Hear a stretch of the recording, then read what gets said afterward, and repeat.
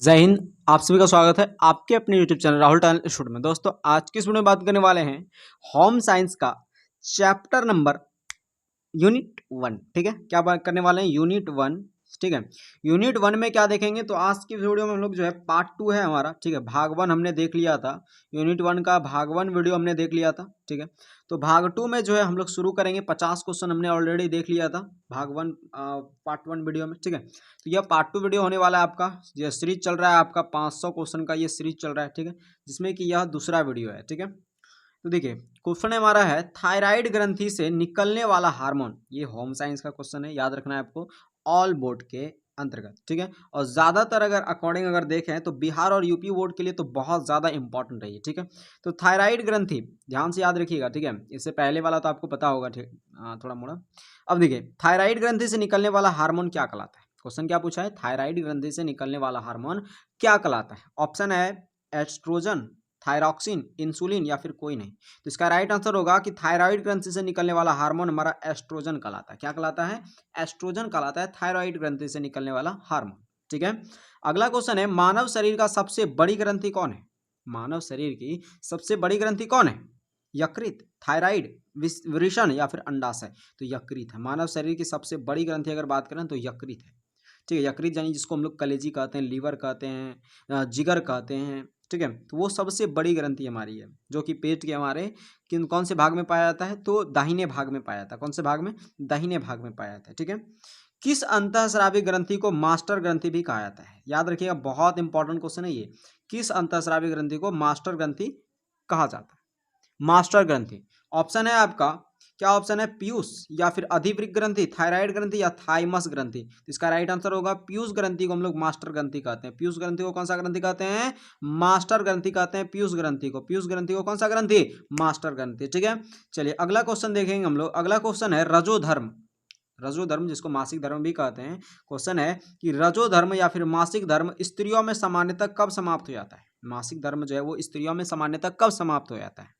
30 से 35 वर्ष की आयु में, 30 से 40 वर्ष की आयु में, 40 से 45 वर्ष की आयु में, या फिर 45 से 50 वर्ष की आयु में स्त्रियों में मासिक धर्म यानी रजो धर्म समाप्त हो जाता है। कौन सी आयु में? इसका राइट आंसर होगा 45 से 50 वर्ष की आयु में जो है यह देखा गया है कि स्त्रियों में जो है मासिक धर्म समाप्त हो जाता है।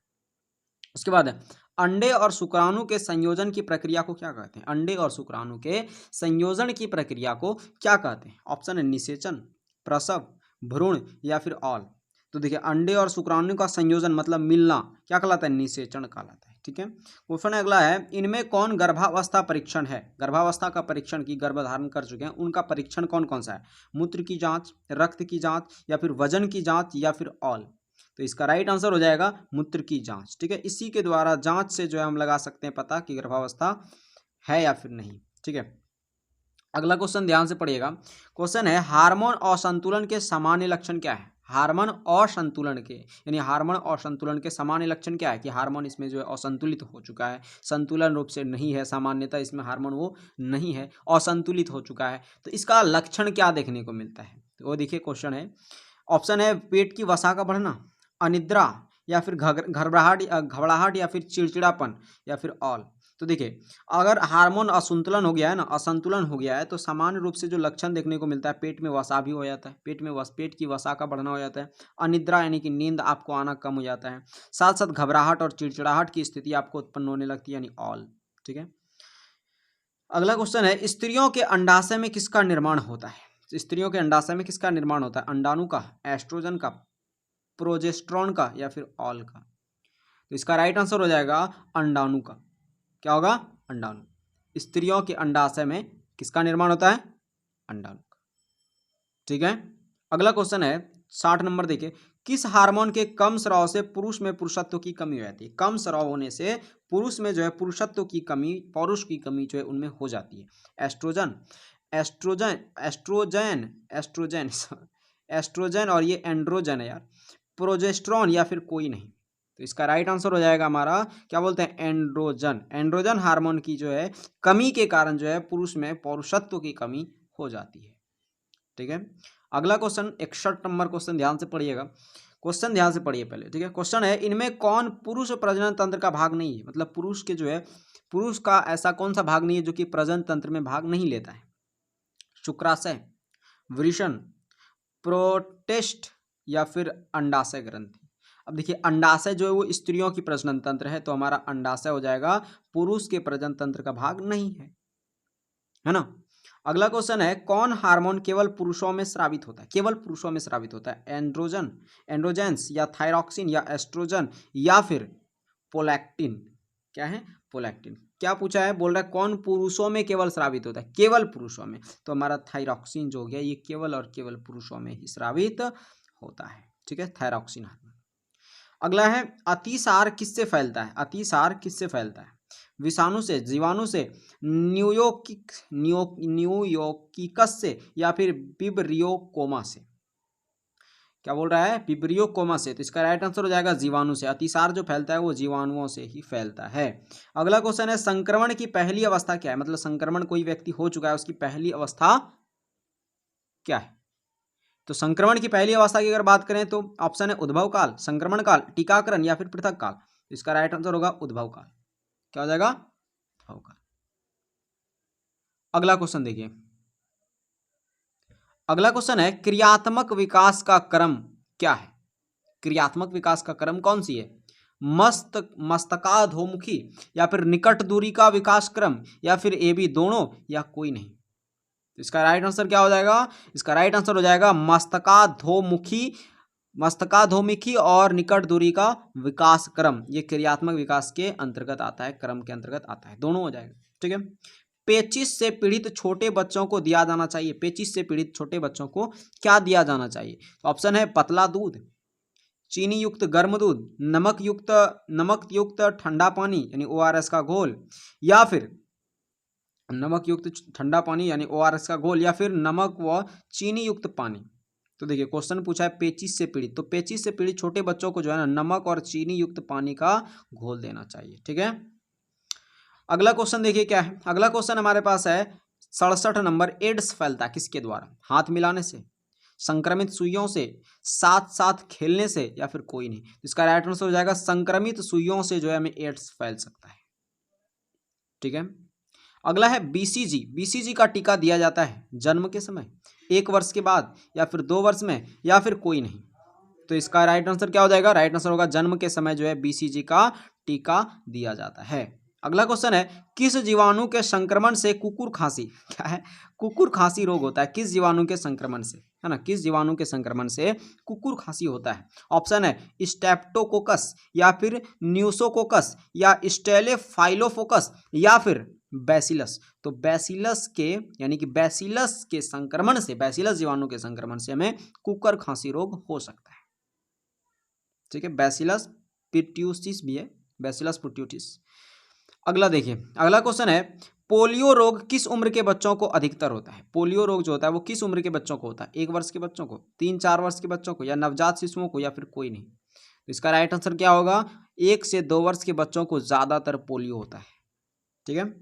अगला क्वेश्चन है, क्षय रोग के लक्षण कौन सा है? लगातार सूखी खांसी होना, या फिर 99 से 100 डिग्री तक ज्वार यानी कि बुखार होना, या छाती में दर्द रहना, या फिर ऑल? इसका राइट आंसर क्या हो जाएगा? देखिए क्षय रोग जो होता है ना, जब क्षय रोग आपको आ जाएगा तो इसमें सभी लक्षण देखने को मिलता है। क्या क्या? तो लगातार आपको सूखी खांसी आएगा, 99 से 100 डिग्री के आसपास आपको जो है बुखार रहेगा, छाती में हल्का हल्का आपका दर्द रहेगा। तो ये सब जो है लक्षण देखने को मिलता है क्षय रोग का, ठीक है। अगला 72 नंबर क्वेश्चन देखिए क्या है। 72 नंबर क्वेश्चन दे रखा है कि व्यक्ति के रोग एवं मृत्यु से लड़ने की क्षमता को क्या कहते हैं? रोग निरोधक क्षमता, है ना, रोग एवं मृत्यु से लड़ने की क्षमता को व्यक्ति के, उसको क्या कहते हैं हम लोग? रोग निरोधक क्षमता। अगला है अपंगता, अपंगता का कारण क्या है? अपंगता का कारण क्या है? बीमारी, दुर्घटना, जन्मजात या फिर ऑल? इसका राइट आंसर होगा ऑल। ये अपंगता जो है बीमारी से भी हो सकता है, अपंग कोई व्यक्ति बीमारी से भी हो सकता है, दुर्घटना से भी अपंग हो सकता है, जन्म से ही जो है वो अपंग हो सकता है, तो ऑल हो जाएगा इसमें, ठीक है, अपंगता का कारण। अगला है सामाजिक रूप से असमर्थ बालक कौन सा होते हैं? यानी सामाजिक रूप से जो कि असमर्थ कहलाते हैं वो कौन सा बालक है? आवारा बालक, बाल श्रमिक बालक, या फिर अपंग बालक, या कम सुनने वाला बालक? तो अगर इसमें बात करें सामाजिक रूप से असमर्थ बालक की, तो वो कौन होता है भाई? आवारा बालक। कौन होता है? आवारा बालक, ठीक है। सामाजिक रूप से जो असमर्थ होता है, ना कि बाल श्रमिक, वो असमर्थ नहीं है।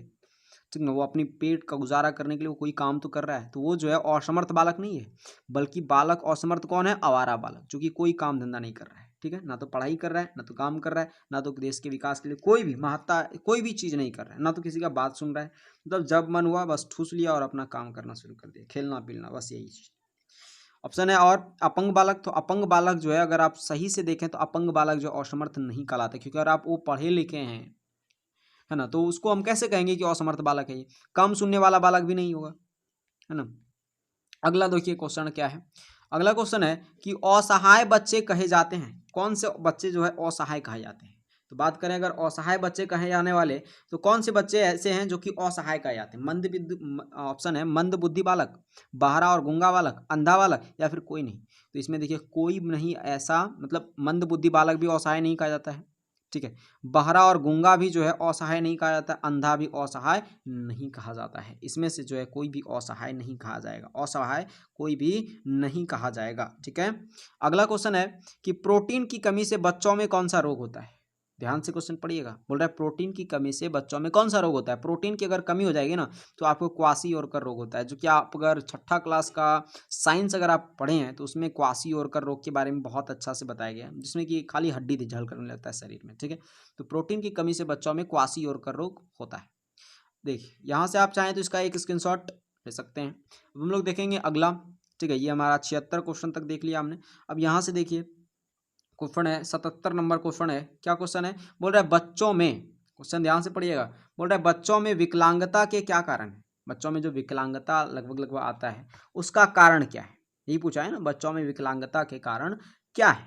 तो बच्चों में विकलांगता की अगर कारण की बात करें तो वंश से भी हो सकता है, माता पिता के अरुचिपूर्ण व्यवहार से हो सकता है, जन्म के समय चोट लगने से हो सकता है, ऑल यानी सभी के द्वारा जो है विकलांगता हो सकती है। अगला है 4 से 5 वर्ष के बच्चे किस प्रकार के रंगों को पहचानने में समर्थ हो जाते हैं? किस प्रकार के रंगों को पहचानने में 4-5 वर्ष के बच्चे समर्थ हो जाते हैं? प्राथमिक रंग को, द्वितीयक रंग को, तृतीयक रंग को, या फिर स्थानिक रंग को? तो 4-5 वर्ष के बच्चों की अगर बात करें तो ये जो है हमें प्राथमिक वर्ग पहचानने का इन्हें जो है तरीका हो जाता है, ये समर्थ हो जाते हैं, ये प्राथमिक रंग को इजली तरीके से पहचान लेते हैं, ठीक है।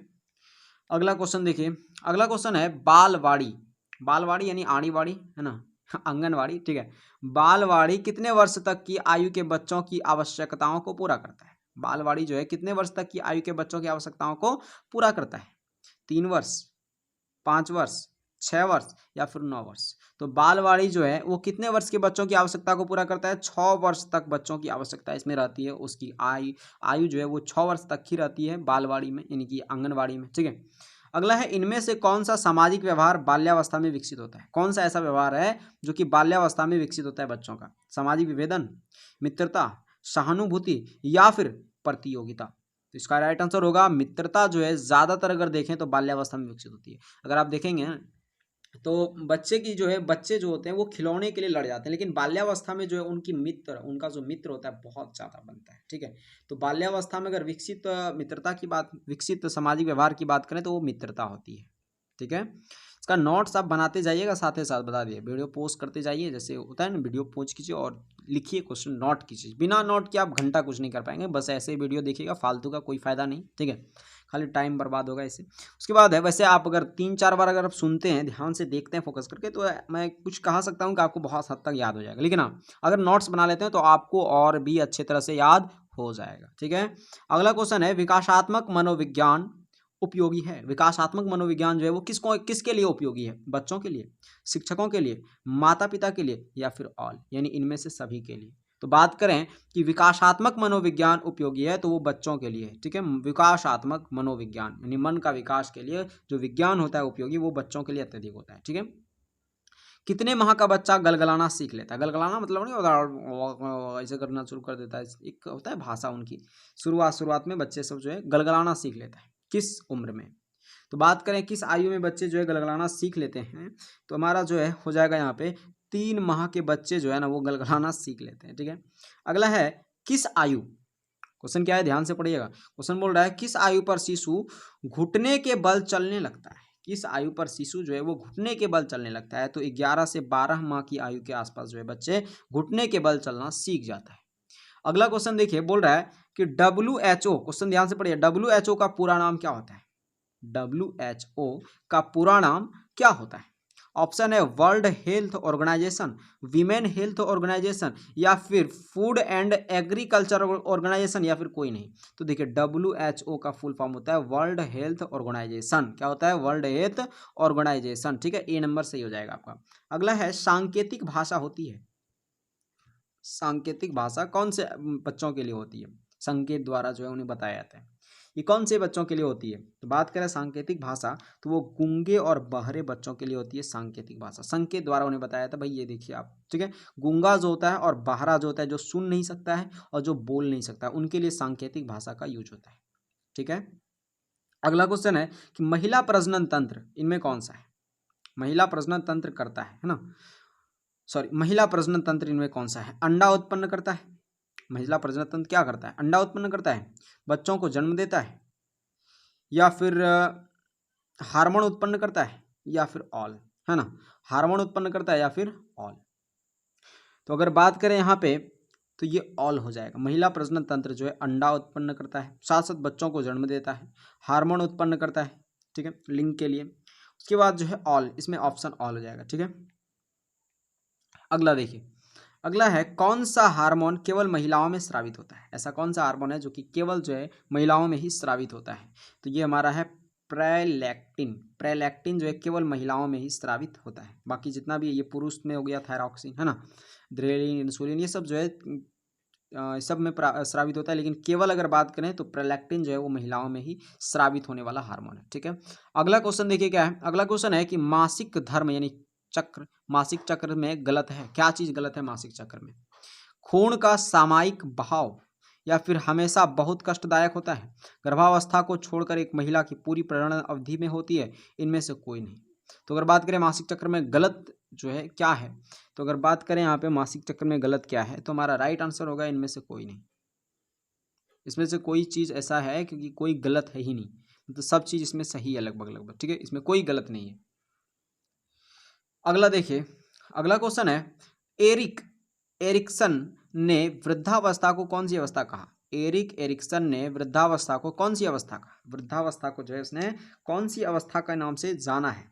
तो संपूर्णता बनाम निराशा, संपूर्णता बनाम निराशा के नाम से जो है एरिक एरिक्सन ने वृद्धावस्था को कहा है। वृद्धावस्था को संपूर्णता बनाम निराशा किसने कहा है? Erik Erikson, Erik Erikson. ठीक है, अगला क्वेश्चन है अति सूक्ष्म जीवों को निष्क्रिय किया जा सकता है। अति छोटे छोटे जो पानी में जीव होता है या फिर किसी और पदार्थ में जीव होता है, उसको जो है निकालना है, निष्क्रिय करना है, तो वो किससे किया जा सकता है?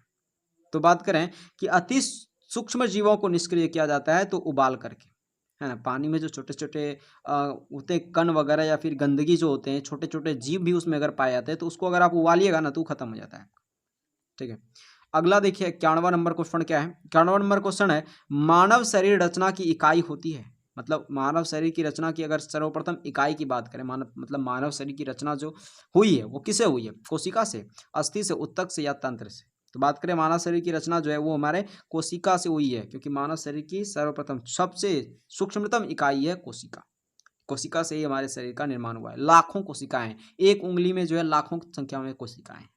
ठीक है, उसके बाद है आकार, लंबाई एवं वजन में होने वाला प्रत्येक परिवर्तन क्या कहलाते हैं? आकार हो गया, लंबाई हो गया, वजन में होने वाला जो जो प्रत्येक परिवर्तन होता है, ये सब हमारा क्या कहलाता है? तो बात करें आकार, लंबाई, वजन में होने वाला परिवर्तन, तो ये हमारा वृद्धि कहलाता है। ये हमारा क्या हो रहा है? वृद्धि हो रहा है। ठीक है, ये क्या हो रहा है? वृद्धि हो रहा है, विकास नहीं हो रहा है। क्या हो रहा है? वृद्धि हो रहा है। अगला है बच्चे के संवेगात्मक लक्षण क्या है? बच्चे के संवेगात्मक लक्षण क्या देखने को मिलता है? भय, भय भी एक संवेगात्मक लक्षण के अंतर्गत आता है। क्रोध, प्रेम, या फिर ऑल, तो ये ऑल जो है बच्चों का संवेगात्मक लक्षण के अंतर्गत आता है। अगला 94 नंबर क्वेश्चन देखिए क्या है।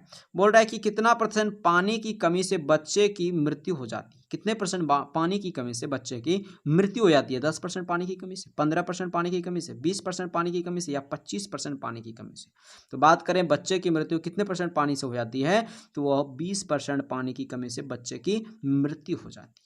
अगला है पशुओं से मनुष्य तक पहुंचने वाला छूत रोग। छुआछूत जो रोग होता है पशुओं से, पशु से जो है वो मनुष्य में पहुंच जाता है। ऐसा कौन सा रोग है जो कि पशु से मनुष्य में पहुंच जाता है? तो वो कौन सा है हमारा? ऑप्शन है मियादी, या फिर हाइड्रोफोबिया, रेबीज, या फिर युकाहा। तो बात करें कि पशु से मनुष्य में पहुंचने वाला धूत रोग यानी छूत रोग है, तो छूत रोग कौन सा है? तो हाइड्रोफोबिया। ये जो है अगर पशु में होता है, लेकिन पशु से जो है मनुष्य में आ जाता है। ठीक है। अगला है कौन क्रियात्मक विकास नहीं है? क्रियात्मक विकास कौन नहीं है? क्या बोला है? क्रियात्मक विकास के अंतर्गत कौन नहीं आता है? सिर संभालना। अगला यहाँ पे बोलना, सिर संभालना, घुटनों के बल चलना या पकड़ना। तो क्रियात्मक विकास के अंतर्गत बोलना नहीं आता है। ठीक है। अगला क्वेश्चन देखिए, 97वां नंबर क्वेश्चन क्या है, ध्यान से पढ़िएगा। क्वेश्चन है कि परिवार कल्याण कार्यक्रम पर कब प्रारंभ हुआ था? परिवार कल्याण कार्यक्रम कब प्रारंभ हुआ था? 1976 को, 1980 को, 1977 को, 1984 को। तो इसका राइट आंसर होगा 1977 को। परिवार कल्याण कार्यक्रम कब प्रारंभ हुआ था? 1977 को। अगला क्वेश्चन है, जन्म से कितने समय बाद मां का दूध बच्चे को पिलाना चाहिए? जन्म से कितने समय बाद जो है मां का दूध बच्चे को पिलाना चाहिए? तो इसका राइट आंसर देखिए, ऑप्शन ए है 2 घंटे के बाद, 8 घंटे के बाद, 12 घंटे के बाद, या फिर कोई नहीं। तो इसका राइट आंसर होगा 8 घंटे के बाद। ठीक है। अगला क्वेश्चन है कि बच्चों को पूरक आहार कितने माह बाद देनी चाहिए? बच्चों को जो है पूरक आहार कितने माह के बाद देनी चाहिए? ऑप्शन है आपका 6 माह के बाद, 9 माह के बाद यानी महीना, 8 महीना के बाद, या फिर 3 महीना के बाद। तो बच्चों को पूरक आहार जो देना चाहिए वो कितने महीने के बाद देनी चाहिए? तो बच्चों को 6 महीने के बाद जो है पूरक आहार की आदत लगा देनी चाहिए, देनी चाहिए। ठीक है। अगला क्वेश्चन देखिए क्या है। अगला क्वेश्चन है कि रक्त कोशिकाएं कौन नहीं है इनमें? इनमें कौन रक्त कोशिकाएं नहीं है? लाल रक्तकण, ये तो है भाई। सफेद रक्तकण, ये भी है। स्प्लीन, प्लेटलेट्स, ये तो है। ये भी रक्त कोशिकाएं, लाल कोशिकाएं हैं। सफेद रक्तकण, ये भी लाल होती है। लेकिन स्प्लीन जो है ये हमारा रक्त कोशिकाएं नहीं है। ठीक है। तो ये हो गया आपका 100 क्वेश्चन, 2 वीडियो में हमने कवर कर दिया। ठीक है। तो यहाँ से आप चाहें तो इसका एक स्क्रीनशॉट ले सकते हैं। ठीक है। तो मिलते हैं हम लोग अगले वीडियो में, तब तक के लिए जय हिंद, जय भारत।